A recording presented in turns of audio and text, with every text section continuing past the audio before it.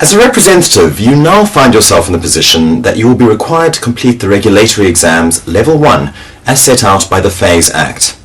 This course contains the full information required for the successful completion of the first regulatory examinations set by the FSB for representatives and key individuals in a financial service provider. There are 11 key areas of understanding that you will be required to know to be able to write the first FAIS regulatory exam successfully.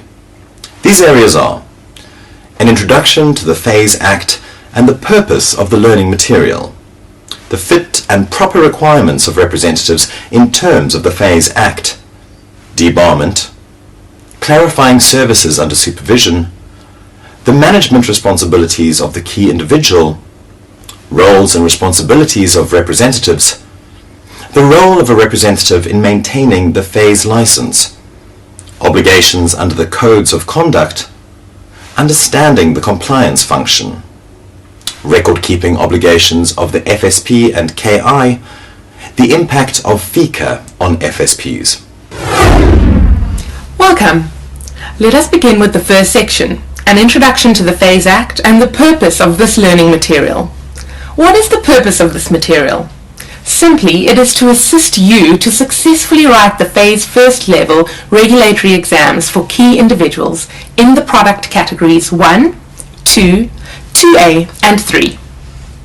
What are the objectives and reasons for the FAIS Act? The Financial Advisory Intermediary Services Act, or the FAIS Act, became effective in 2002 with the main objective to protect consumers in relation to financial services. Another objective of the FAIS Act is to professionalize the financial services industry in the sense that those who provide, advise and offer intermediary services, your typical broker or insurance company, will have to meet certain requirements in terms of the legislation in order to be able to provide those services. So who are the key role players in the FAIS Act?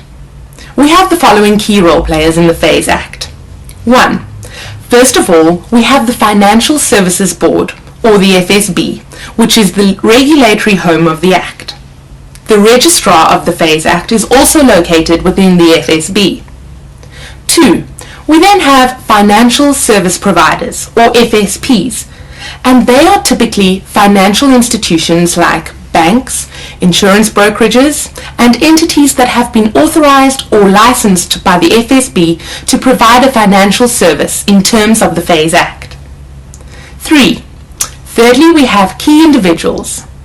Key individuals are typically employed by an FSP, or a key individual can function as both an FSP and key individual when we are dealing with the sole proprietor. This we will deal with later in the program. A key individual plays a vital role within a financial service provider organization. The key individual is responsible for a whole host of functions that we will look at when covering key individual prerequisites and responsibilities specifically. 4. Fourthly,